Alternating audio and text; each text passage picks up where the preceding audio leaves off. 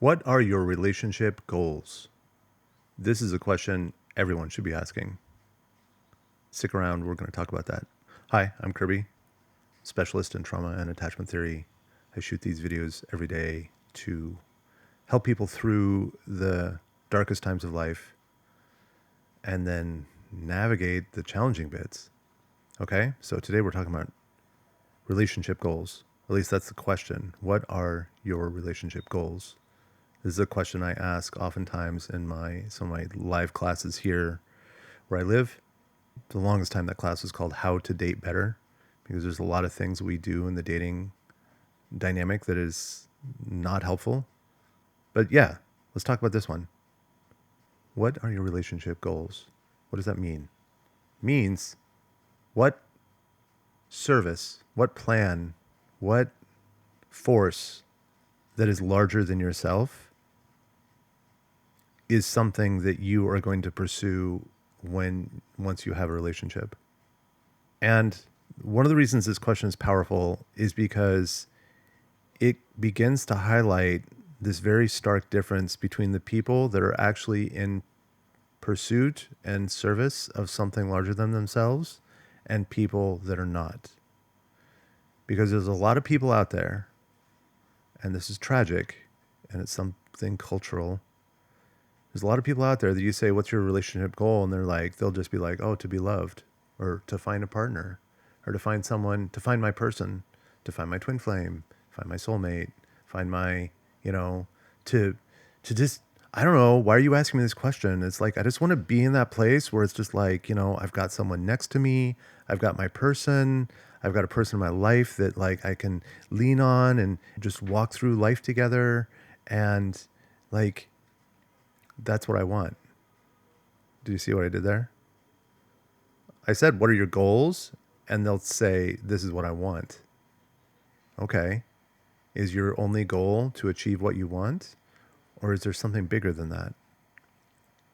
When I had to ask myself this question, it was difficult because I was already going through kind of a phase of kind of self-hatred, and coming to terms with a lot of my own behavior patterns driven by an anxious attachment system that had toxified and sabotaged a relationship that I really cared about.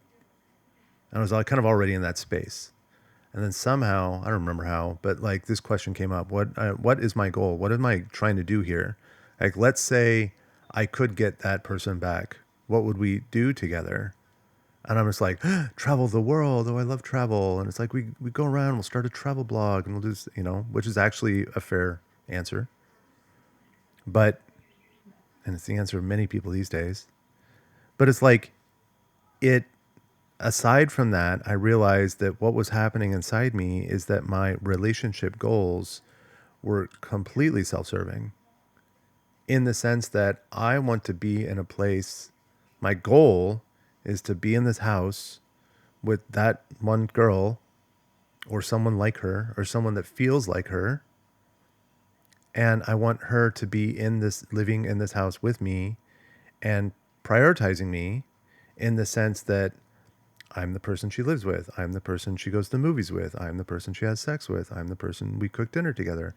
We sit next to the fireplace together. We play board games together, blah, blah, blah, blah, blah, right? We go on hikes together, right? It was this thing that it's like, I want a person there occupying space and giving me love, giving me attention, giving me focus.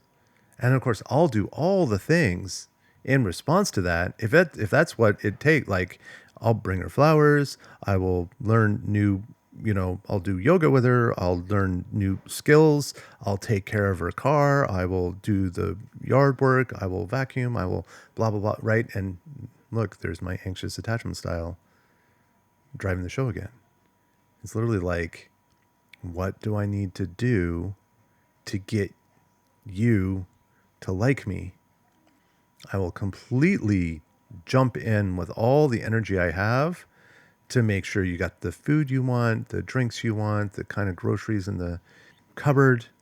Every time I go grocery shopping, literally, oh my God, every time I go grocery shopping, there would be this moment where it's just like, oh, what little thing could I grab to for this person, and then put it on the shelf there, so that the next time they come visit or whatever, that they're going to open up the cupboard and they're going to see their special cookies or their special tea or their special whatever sitting on the cupboard. And of course, I put them right at eye level. So when they come over and visit or they're watching a movie together, they spend the night, they open up the cupboard, there's their thing. It's like, oh my God, I love these cookies. It's like, of course you do. Like, I literally put in all this effort to make sure that that was sitting there in front of you. Like, and what's happening there, took me a long time to decipher this one, is that like, I had a belief inside me that if I could bring delight to this person's life, they would feel good and safe in my company, and then they would come towards me. They would choose me. They would want to be with me more often, right? Which, sure, that can happen. I mean, this is straight up nice guy syndrome, by the way. Check my other video on that one. It's a covert contract, and it's not healthy. And it does happen, like, you know, you consistently bring delight and joy to a person's life and they kind of want to be around you more, but it doesn't mean that they're signing on for the kind of love and connection and you know, monogamous dedication that is really what you're wanting. So we need to ask ourselves, what is my relationship goal in this space? Is it just to be held? Is it just to be loved? Right? That when people answer that way, what they're saying is, my goal in romantic relationship is to get something from another person. And if I have to give certain bits, you know, maybe my money, maybe my body, maybe my time, maybe my attention, maybe my creative skills, if I have to give something in exchange for that, as long as I get it, then I'm going to be happy. And that's as far as most people go. They just get to the point where they say, I am seeking relationships so that I can get something. I want to get these good feelings.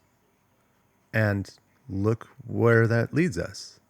That leads us to a bunch of people that are pursuing very selfish relationship goals, relationship behavior patterns. They pick up to get, and then they let go, discard if you want to use that term. And they're picking up and dropping and picking up and dropping and picking up and dropping. And it's just like, oh, is this the one that's going to give me everything I want? And it's like, oh, for a couple days, for a couple of sexual sessions, a couple of dates, a couple of whatever, right? And then it's just like, oh, it's not actually that exciting anymore. So they just let it go. But it's like, what is it that you're building?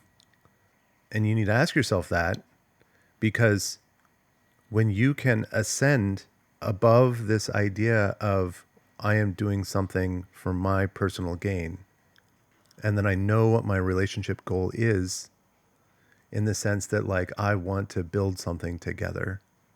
I want to face a challenge.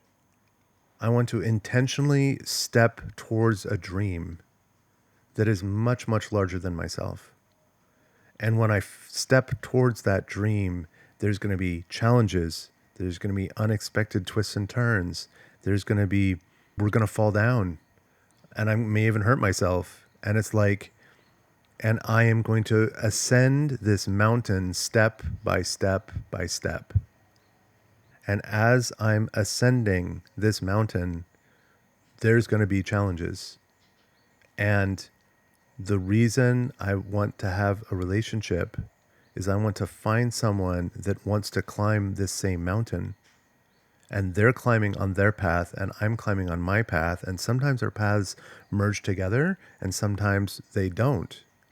But what happens is when the challenge comes and I'm facing something hard, I can immediately, you know, as soon as I cross through to the other side of this challenge that I'm facing, and I'm spent and I'm tired and I'm maybe insecure or whatever, is that I have a safe place that I can retreat into, and I can commune with partner, connect, be in a place of safe, loving, total acceptance.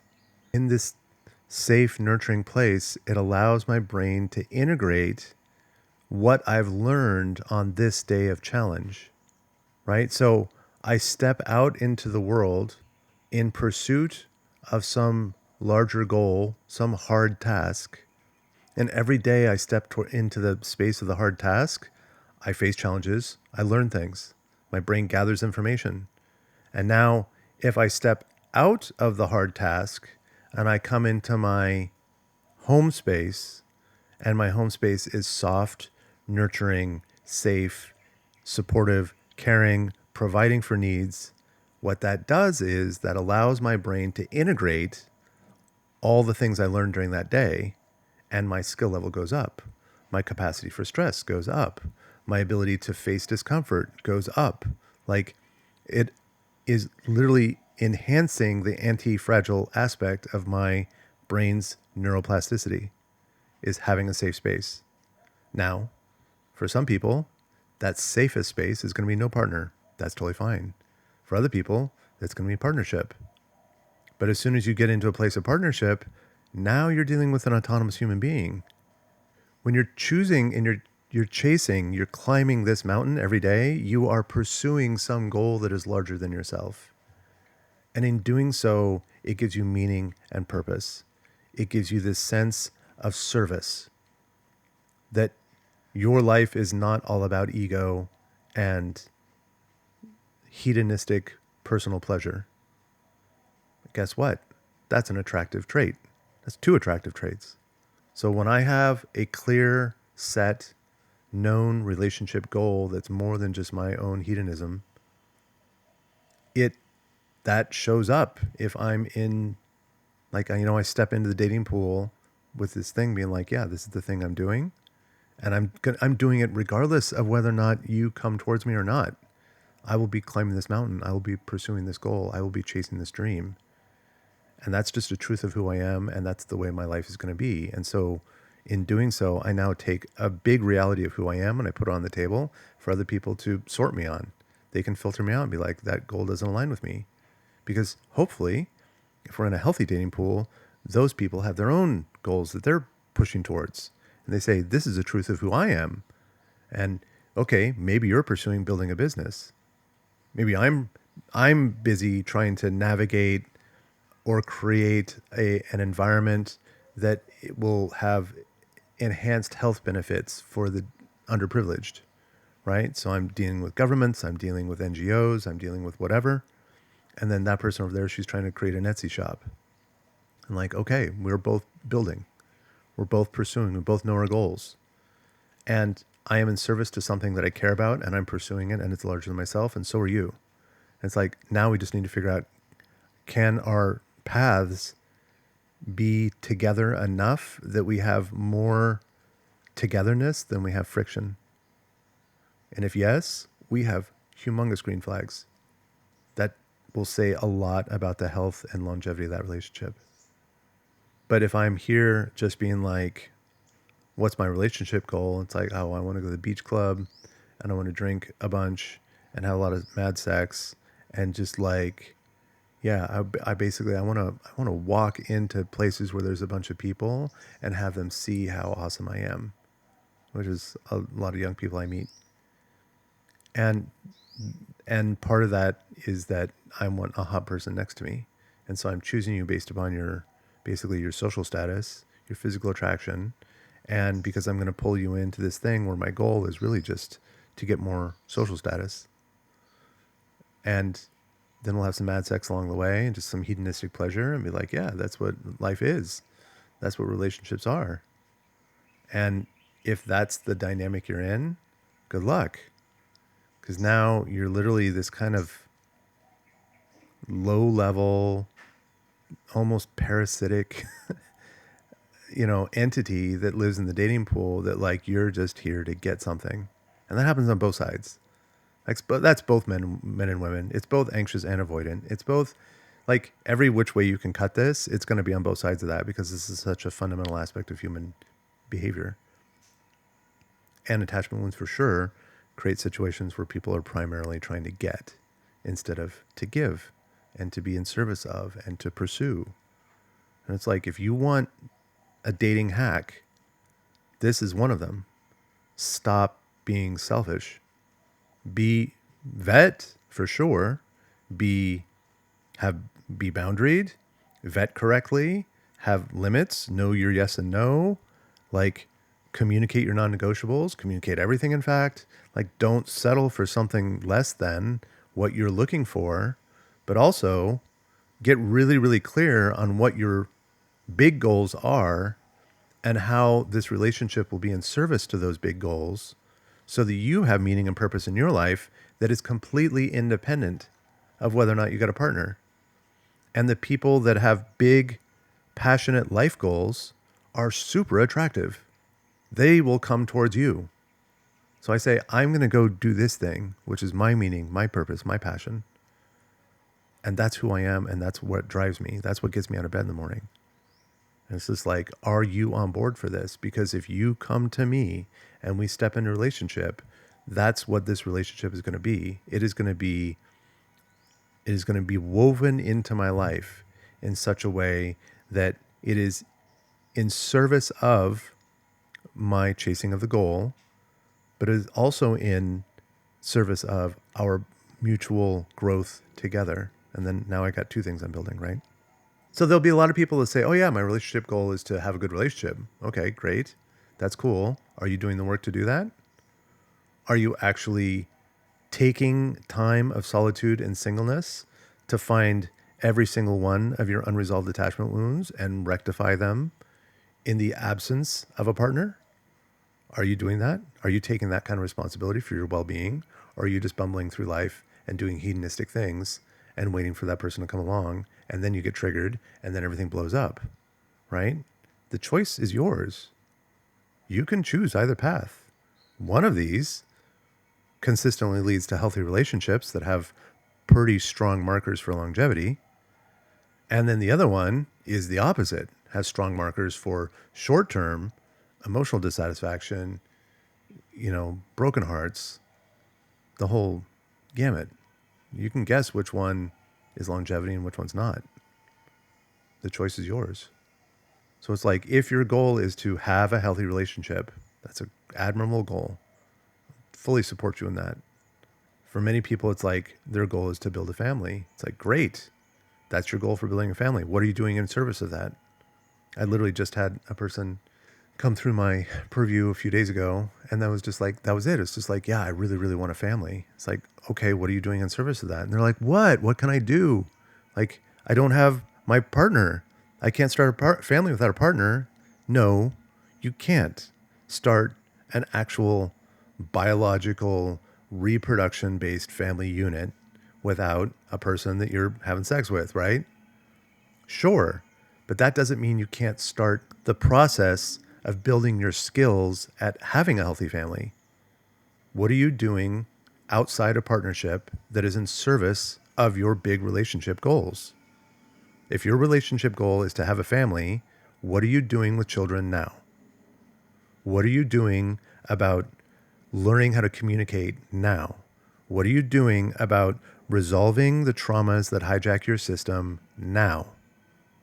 And you can do that for the next 2 months, 2 years, 10 years.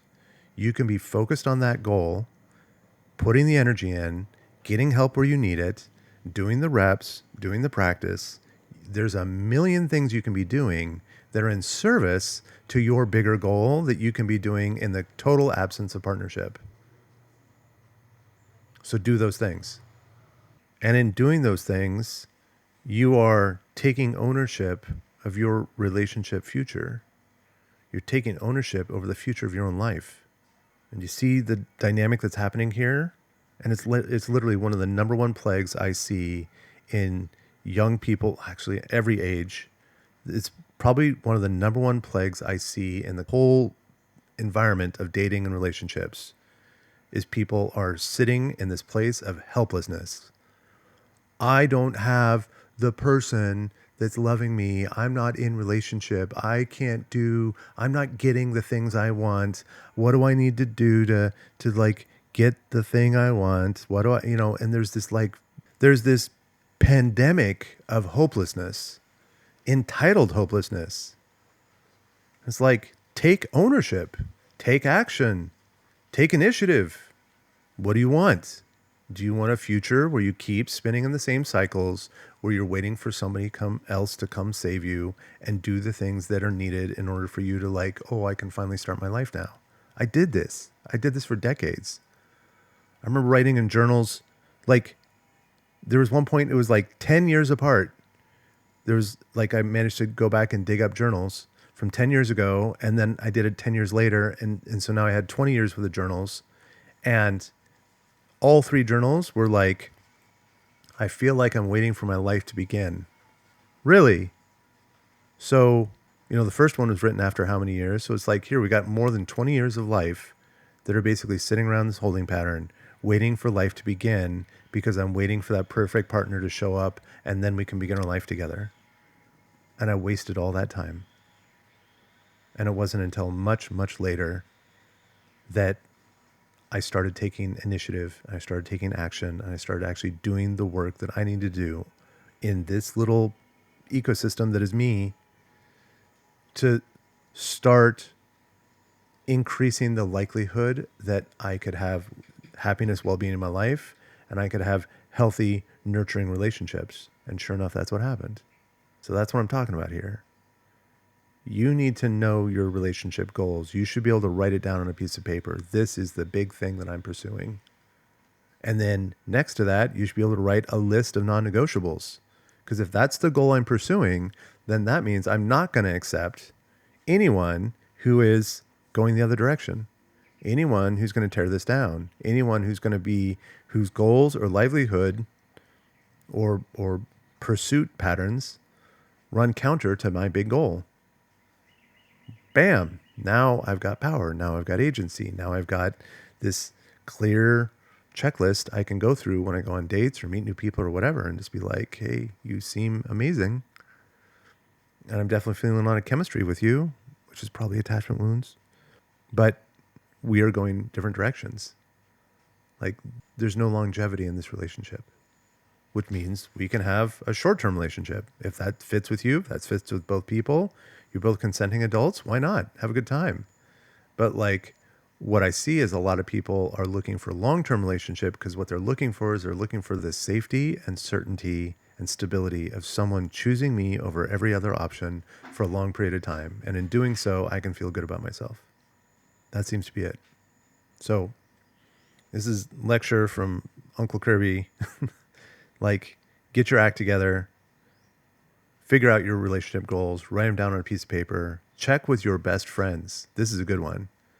Trusted companions, best friends, family members, maybe if you're lucky enough to have healthy relationship with your parents and family members, then check with them. Basically, go to the people that have been around you for years and take this little piece of paper that has your relationship goals on them and say, does this check out? If you look at me and my entire history of dating, do you see someone who's chasing this goal? Most of them will say no, because most of us are unaware. Most of us do not actually know ourselves as well as we think we do. And then that begins a process of reconciling that difference. Well, what have I been doing in relationship? How have I been showing up? What have I been pursuing? And be like, oh, my behaviors, many aspects of my behaviors are completely not in service to this goal that I wrote on the piece of paper. So now I need to figure this out. Am I actually pursuing the goal, or is that just some dreamy illusion gaslight of myself? And what I'm actually doing is I'm over here just chasing hedonism, short-term highs, validation addiction, etc. I need to rectify that. And that becomes your job. That is the challenge your life has placed in front of you, is to figure out this inconsistency. Now, other people will be like, no, I'm totally on point. That's it. And it's like, great. You're doing a great job. Now, what are you doing in service of that goal when there's no person around? Do you want to live the remaining of your life in this kind of like hopeless cycle of like, I can't do the things that I want, right? I get this, I've been getting this in a lot of comments on my YouTube channel since it blew up, is these people saying like, well, I can't get like, I just have a fundamental need for attention and love and sex and cuddles, and I can't get that when I just am in relationship with myself. And so how dare you tell me to enhance my relationship to self. And it's like, okay, sure. You can believe that if you want. Those are needs. Nobody's saying they're not. Saying that, like, how are you going to optimize your choices, daily practice, and behavior patterns that are going to massively increase your likelihood of getting to the point that someone chooses you in that way? Because if I'm sitting here in a hopeless bubble, just being like, I don't have anybody loving me, I don't have anybody having sex with me, nobody's choosing me, oh, woe is me, like, that's not helping you get to the point that you want to go. And whose fault is that?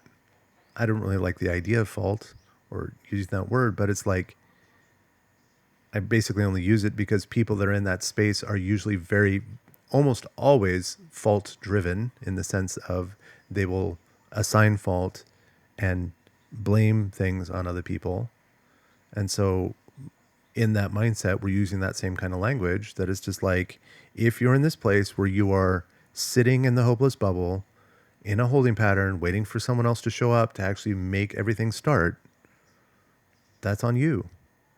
That's on me. That's on each of us that does this thing. And the way out is not to complain about it. It's not to go on the internet and rage vitriol on discussion groups and hatred and demonizing, dehumanizing other people, the different attachment style, or blah, blah, blah, blah. It's like, no, take ownership over your life. Be powerful because you have it inside you. You can change this, and you can change it without anyone's help. And when you learn how to do that, what happens is the people you've been wanting all along start showing up, because you're not just this hopeless person sitting in this cycle of learned victimhood.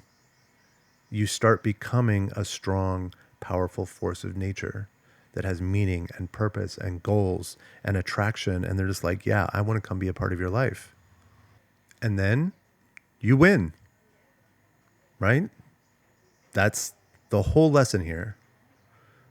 Find your relationship goals, start pursuing them, find out every possible way you can, every possible action, practice, technique, learning, whatever. Do everything you possibly can in service of that goal in the absence of partnership. And in doing so, you're demonstrating to the world where your values are and how much discipline and purpose you have in your life. I hope this has been helpful. I really do. I know this is going to ruffle some feathers, and a lot of people don't like this viewpoint on the dating scene or how to manage relationships. They just want to be in this like lovey-dovey, love is all you need, that kind of thing. And it's just like, okay, if that's the way you want to believe things, then go ahead. No one can challenge you on that. But if you've been in the cycle for a long time and you're beginning to realize just how much your own behavior patterns have contributed to this place you find yourself, I hope this model and these ideas will help motivate you into your best possible life. Because that's really my goal here. I want people to feel strong, powerful, autonomous, that they have agency over their life, that they can take action, meaningful action that will have meaningful impact on their future selves and their future life, and to get away from this sinking, depressive pit of like, I can't do anything to make things better, because that never helps anybody. So this message is for you guys, because this is the message I needed 10 years ago. I needed someone to come along and kick me in the ass and say, figure out what your relationship goals are. What is it you're actually pursuing? What are you looking for? And get out of this like hedonistic loop that you've been in for years. And once I did, my life changed. I mean, there's a lot of things going on in there, but like that definitely helped contribute to it. So that's why I'm here. Thank you guys. Thank you for listening. I wish you the best. And I really, really believe in you. Peace.